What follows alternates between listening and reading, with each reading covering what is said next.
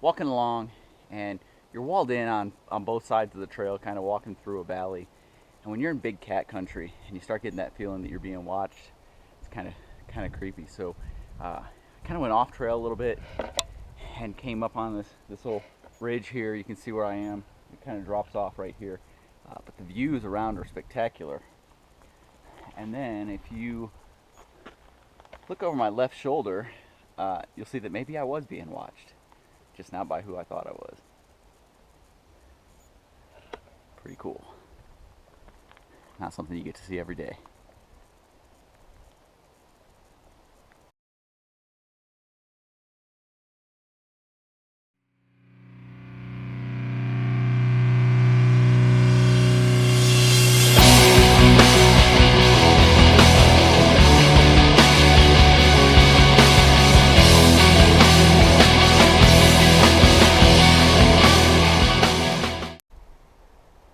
Hey guys, Spagavor here.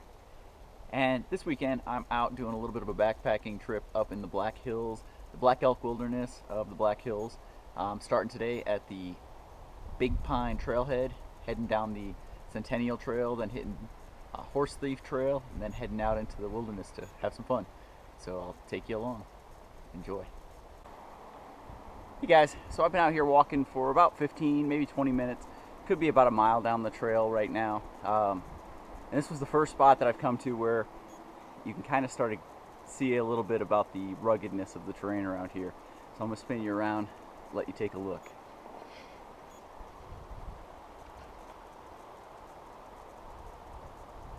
A lot of exposed rock around, spires, towers, a lot of cool stuff. You can see that there's rock kind of cropping up all over the place as you walk.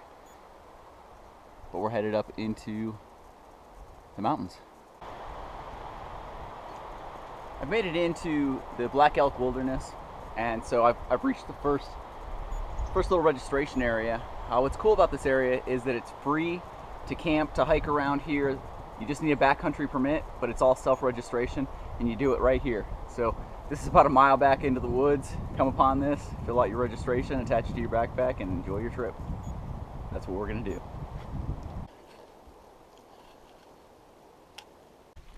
So where I'm standing right now is actually in the shadow of the some of the rocks and mountains that are a little bit off to my right. Back behind me and over to my left, there were some smaller walls that I've been kind of walking down a little valley in between them. But I just came upon a little bit of a stream here. And you see up behind that, you've got the all the rocks that I was talking about, and they kind of form a wall right here that kind of goes up. And it just keeps climbing, and that's actually blocking out the sun on this side right now. So pretty cool in here. Also, you've got lots of different trees. You've got the birches, the pines, and then you've got some pines like this one right here. And back down the trail a little bit, there was quite a few that are pretty much dying off, and it's due to a beetle infestation that they've got around here. They've been trying to fight for a while, but that's the way I'm headed.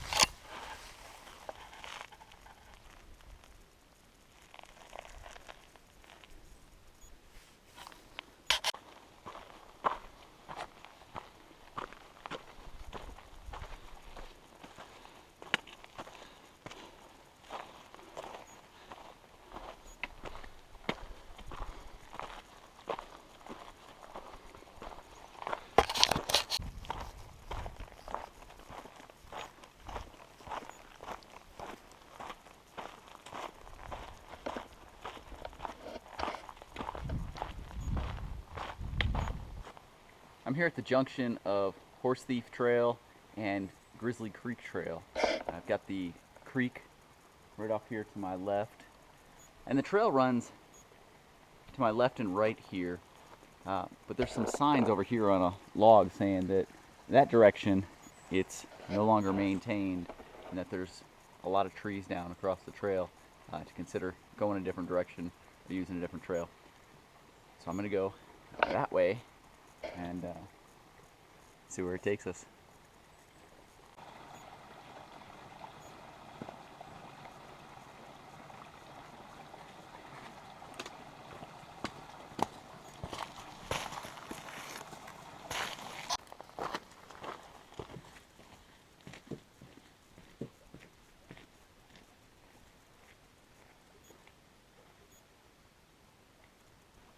Decided to stop, have a snack, get something to drink, just take a little bit of a break, and I found this nice little outcropping.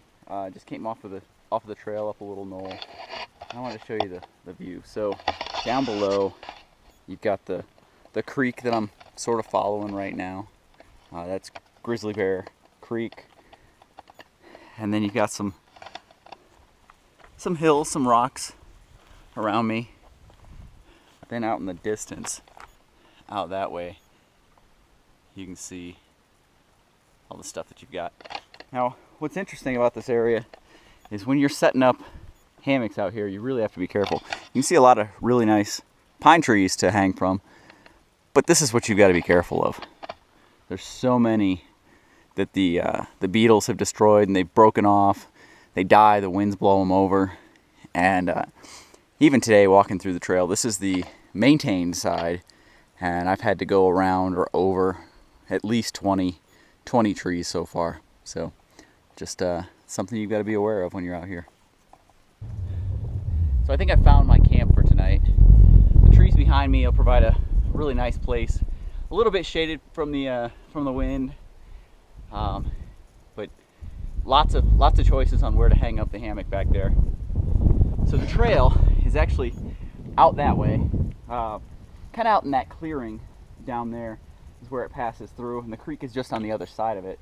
But I saw this rock outcropping up here, and I decided that's where I want to go spend the night. So let's take a look around.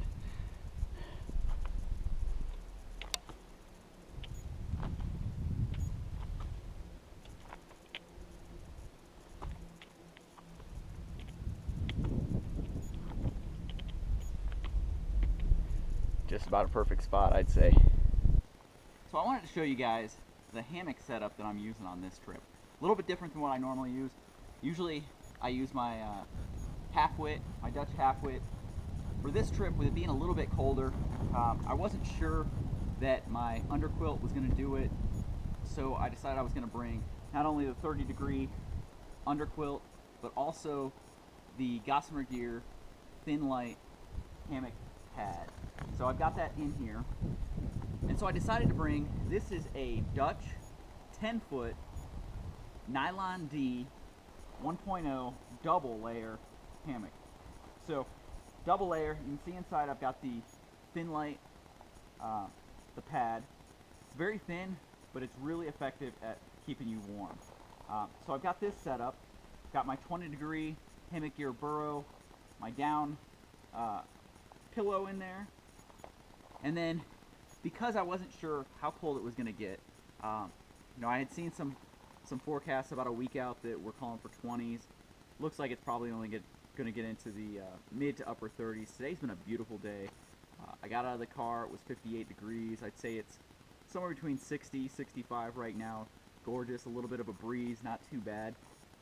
Other piece that I brought is this. This is a Dutch Argon winter sock. So what we can do with this, once it is loosened up, so you're laying in the hammock, you pull this over the entire hammock, you reach up over your head and you cinch it down. So it can actually rotate around, and it has this panel, one panel here that is no-seam mesh. For a night like tonight, I'll have this positioned over my head so that I can look out and see the stars. But if it was a really, really cold night, you can actually rotate it around and do variable amounts of venting to keep yourself the temperature regulated inside, but still allow some of the condensation and moisture to get out. But what this will do is it'll block a lot of the wind. With it being breezy, you get up on top of the rocks and there's a pretty good wind. But with it being breezy, this is going to block that out. Probably add, it varies, 10 to 15 degrees to the temperature of everything I've got inside. So I should be nice and toasty tonight, even if it does drop down into the 20s. So I'm looking forward to it. I don't even think I'm going to set up my tarp. I don't even think I'm going to string it up in the snakeskin. There was a 0% chance of rain from what I saw. So I've got it handy. It takes me a few minutes to set up if it was to happen to start raining, but I don't think that's going to happen. I've got a gorgeous spot here, some nice flat areas around here where I can do some cooking, hang out, do my camp. Right up here are the rocks that I showed you the view from. Just a beautiful setting. So in a little while, I'll get a drink, get a snack, and I'll head back down to the creek to grab some water and filter it. It's a little bit of a trek down to it, and the area that you have to walk through is an area where it's a whole bunch of those dead trees. So there's a bunch of them that have fallen over that you've got to kind of work your way, weave in and out. There's some pricker bushes that I had to go through to get up here. But the spot that I found, this is just an amazing spot. So couldn't pass this up. Saw an opportunity, so I came up here, and all the trees up here are live trees. No widowmakers, nothing around that's gonna get me in the middle of the night, even if a good strong breeze comes up. So I'm happy. I'm really happy with this spot, and this is what I've got.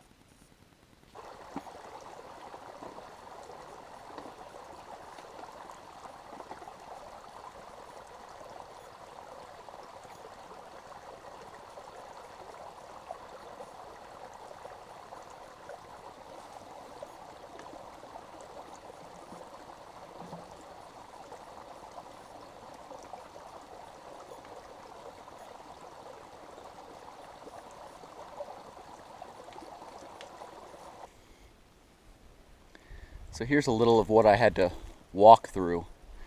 And then you can see that chute right up there. That's where I walked up and then followed the ridge up to the campsite that I've got up there. But you can see just all the trees that have come down. You just have to pick your way through all of them as you're coming through here. So I went and got water back up in camp, and just kind of lounging here in the hammock. Man, is it a beautiful spot. Got a little bit of helicopter noise because of people taking the helicopter tours of Mount Rushmore, but I can deal with that with a view like this. So let's take a look. Alright, so here's looking out the hammock. Just lounging now. Got the shoes off.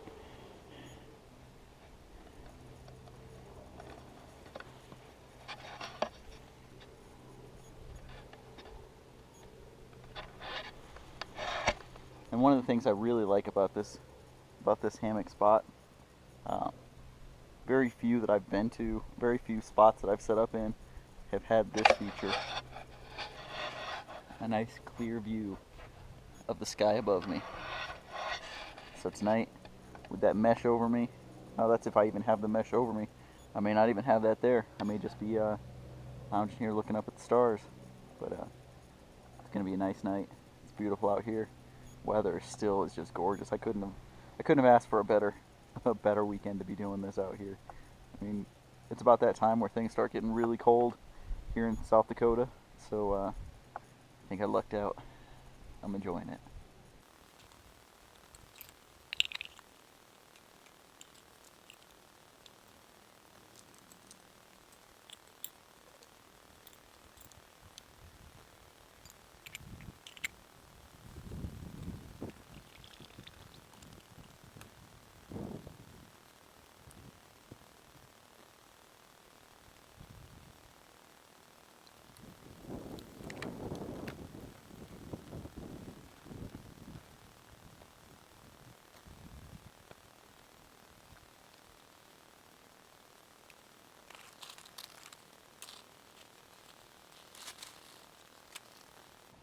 So it's starting to cool off a little bit out here, and so I went ahead and put on a long sleeve got plenty of warm clothes with me, so I definitely won't get cold while I'm out here.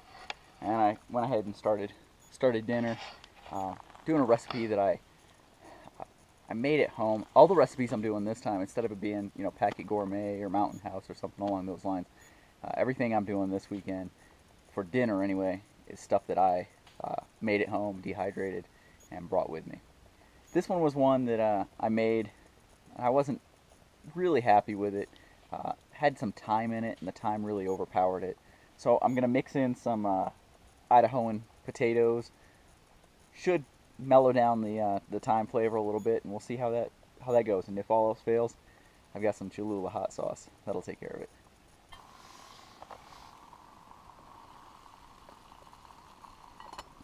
Perfect. Time to put the water in with the mix, let that soak for a little while, and then come back and check. So while we're waiting for that to rehydrate, why don't we take a look at what we brought out here for a stove this time, or for a cook kit. So I've got the Batch Stoves 10 cm pot with lid. It's got the fiberglass wicking, about 2 inches on there, maybe a little over an inch, inch and a half, and then a silicone guard on top. And I actually need to reattach, reglue the fiberglass wicking because it is starting to slip a little bit. My standard carbon felt windscreen, Spacgyver stove, Gossamer Gear bamboo spoon, long handle. I've got my Batch Stoves 12-ounce cook pot. I like this for my coffee in the morning. I've got the Hot Lips, the Snow Peak Hot Lips guard that goes on there. Makes it really nice for drinking out of. Still have my little measuring cup. The addition this time is I wanted to do some dry baking while I was out here, so I've got the simmer sleeve and the spacer that I made for the Spacgyver stove. So those will all work together. Of course, as always, a little mini Bic. And because I'm going to do some baking, I've got some oil, but I also wanted to make sure I brought something along that I can clean up with. So I've got a little square of Scotch-Brite pad. Then, of course, I've got my cozy that I use to rehydrate everything. So that's what I've got. Works for me. Now I'm using because I'm rehydrating a little bit more than normal. It's probably more like a 2-person meal than a 1-person meal today. I brought the bigger one, doing my water in there. Just with the bigger base, it tends to less of the flames come out from beside it, from underneath it, and so it actually becomes a little bit better, boils a little bit quicker with this as opposed to this. Although I've got no complaints with either one of them. So that's what I'm using. Batch Stoves pots with lids, Spacgyver stove, and my baking setup that we'll give a try in the morning. So stick around. We'll see how that goes. Got a little squirrel decided to join me up here. He was a whole lot closer. The beeping of the camera scared him away. Oh, he's got a friend.